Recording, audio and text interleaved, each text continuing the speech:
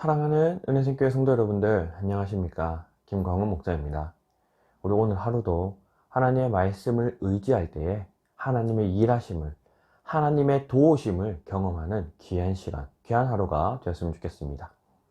이 시간 함께 살펴볼 하나님의 말씀은 출애굽기 2장 1절에서 10절까지의 말씀입니다.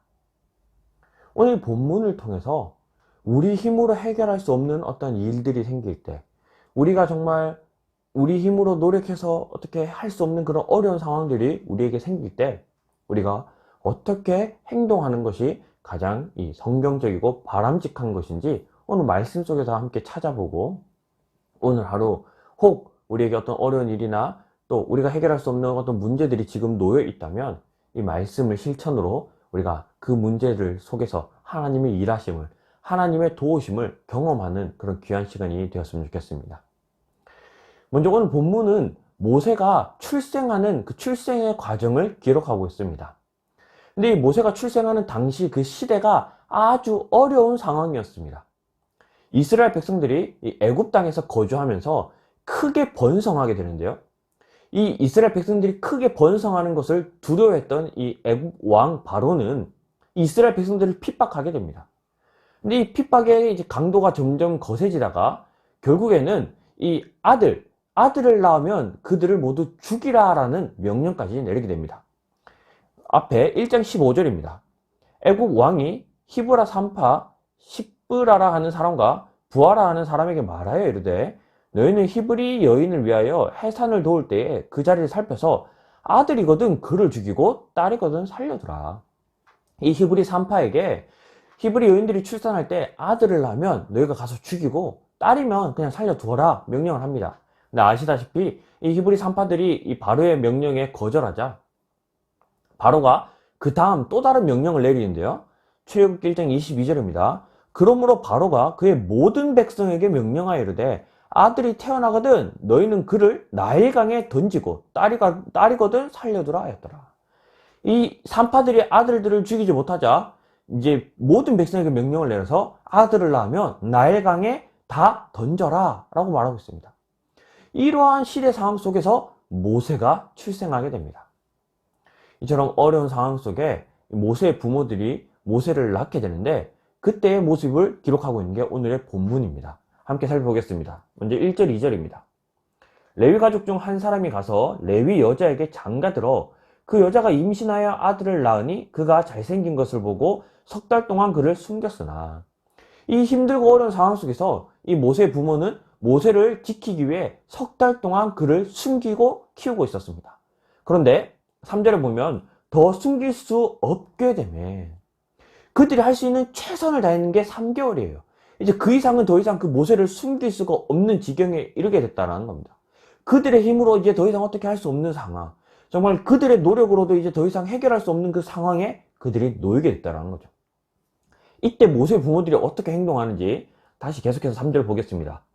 더 숨길 수 없게 되매 그를 위하여 갈대 상자를 가져다가 역청과 나무진을 칠하고 아기를 거기 담아 나일강과 갈대 사이에 두고, 더 이상 그들이 자신의 힘과 노력을 할 수 없는 상황에 이르자 그들이 하는 행동이 어떤 행동이냐면요, 이 갈대 상자에 역청을 바르고 모세를 담아서 나일강에 이제 두게 됩니다. 근데 이 갈대 상자라고 번역된 이 단어가 어떤 단어냐면요, 테바라고 하는 이 히브리어인데요. 이 테바라고 하는 히브리어는 창세기에 등장을 하는데 바로 노아의 방주가 테바입니다. 이 방주가 테바라는 단어를 써요. 그러니까 오늘 이 갈대 상자라고 번역된 이 단어는 방주라는 뜻입니다. 이 히브리 여인, 이 레위 이 부모들이 이 모세를 살리기 위해서 방주에다가 모세를 담아두고 있다는 거죠. 근데 그 방법도 잘 보면요, 하나님께서 노아에게 방주 만드는 방법을 이렇게 알려주셨는데요. 창세기 6장 14절에 너는 고페르 나무로 너를 위하여 방주를 만들되, 이 방주가 테바입니다. 그러니까 테바를 만들되 그 안에 칸들을 막고 역청을 그 안팎에 칠하라. 지금 모세의 부모들이 하는 행동을 아시겠나요? 테바, 이 갈대 상자를 만들어서 역청을 칠하고 모세를 안에 담아 두었습니다. 하나님께서 방주를 통해 노아를 구원하셨듯이 그들이 이 하나님의 말씀대로 방주를 만들고 그 속에 모세를 담아 모세를 구원해 달라고 하나님을 붙들고 있다라는 거예요. 그래서 이제 우리가 우리 힘으로 하기라기 힘든 일, 정말 우리가 아무리 노력해도 할 수 없는 그런 어떤 일들이 있다면 이 오늘 모세 부모의 모습을 우리가 한번 기억했으면 좋겠습니다. 그들은 하나님의 말씀을 기억하고 하나님을 의지했습니다. 그러기 위해서는 우리도 하나님의 말씀을 가까이 해야 합니다.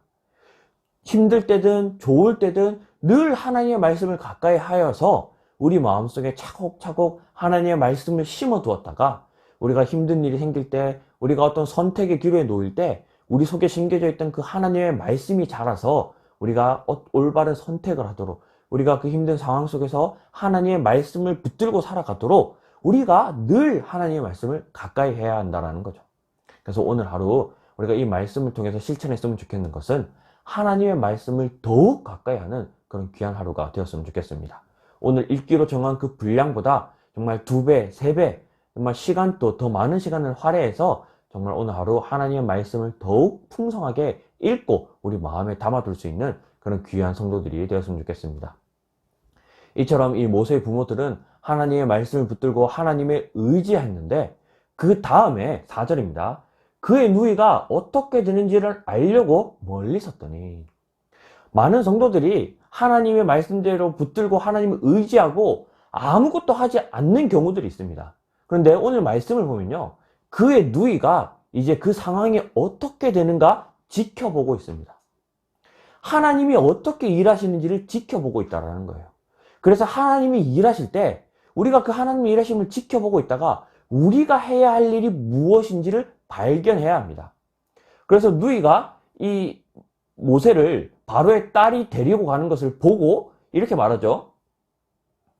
7절, 그의 누이가 바로의 딸에게 이르되 내가 가서 당신을 위하여 히브리 여인 중에서 유모를 불러다가 이 아이에게 젖을 먹이게 하리이까. 그러자 바로의 딸이 그것을 허락하게 됩니다. 그래서 모세의 부모가 9절입니다. 바로의 딸이 그에게 이르되 이 아기를 데려다가 나를 위하여 젖을 먹이라. 내가 그 삭슬을 주리라. 여인이 아기를 데려다가 젖을 먹이더니, 모세가 젖을 떼기 전까지는 이 모세의 부모 속에서 자라게 된다는 거죠. 모세의 부모가 자신의 힘과 노력을 최선을 다했는 게 3개월인데 평균적으로 이 젖을 떼는 나이가 3살이라고 이제 추정하고 있습니다. 그렇다면 자신의 힘으로 노력한 게 3개월이었다면 이제 하나님께서 일하실 때에 하나님의 역사하심으로 무려 3년 동안 안전하게, 심지어 그 삭슬 받아가면서 자신의 아들에게 젖을 먹이면서 그 아들을 양육하게 되었다라는 겁니다. 이처럼 우리가 정말 하나님의 말씀을 붙들고 하나님을 의지한다면 그냥 아무것도 하지 않고 손 놓고 내버려 두고 있는 것이 아니라 하나님의 어떻게 일하시는가를 주의 깊게 살펴보는 그런 귀한 성도들이 되었으면 좋겠습니다. 그래서 하나님이 일하실 때에 그 하나님의 일하심 속에서 우리가 해야 할 일이 무엇인지를 발견하고 하나님의 일하심에 동참할 수 있는 그런 귀한 성도들이 될 수 있었으면 좋겠습니다.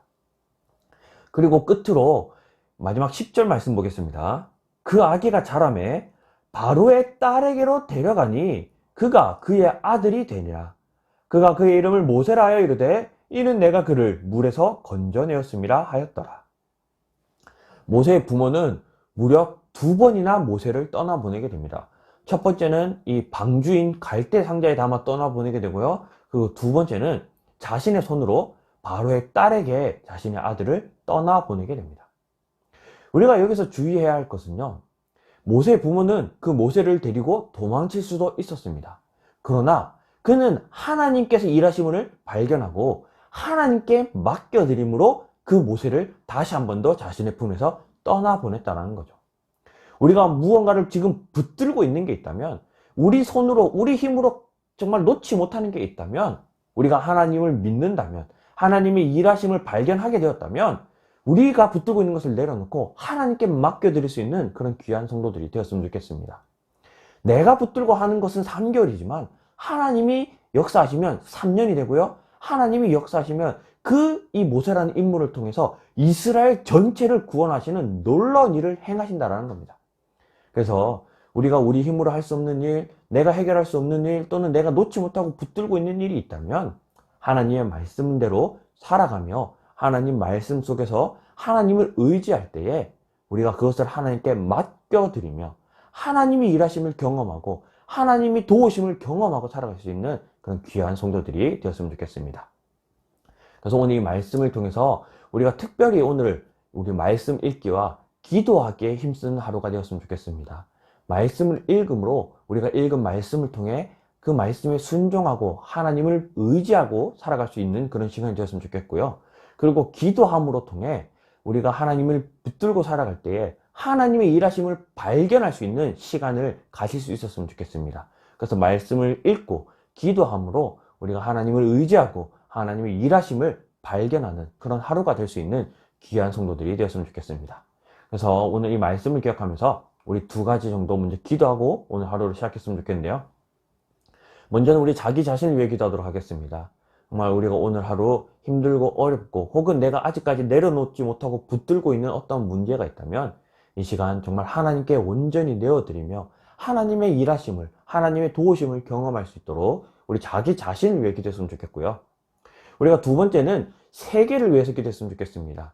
특히 지금 이제 그 지진으로 인하여 피해받고 고통받고 있는 이 튀르키예와 시리아, 그리고 계속해서 끝나지 않는 이 전쟁을 통해 이제 우크라이나와 러시아에서 고통받고 있는 많은 사람들이 있습니다.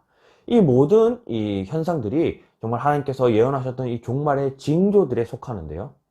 이 종말의 징조가 나타나는 때에 하나님의 구원하심, 하나님의 그 도우심, 그 이 모세를 구원하셨던 또 노아를 구원하셨던 그 방주의 역사가 나타날 수 있도록 우리 세계를 위해서도 계속해서 기도했으면 좋겠습니다. 그래서 오늘 하루 자기 자신과 정말 세계 속에서 고통받고 구원이 필요한 자들을 위해서 이 시간 다 같이 기도함으로 오늘 하루를 시작하도록 하겠습니다. 다 같이 기도하겠습니다. 사랑이 많으신 하나님 감사합니다.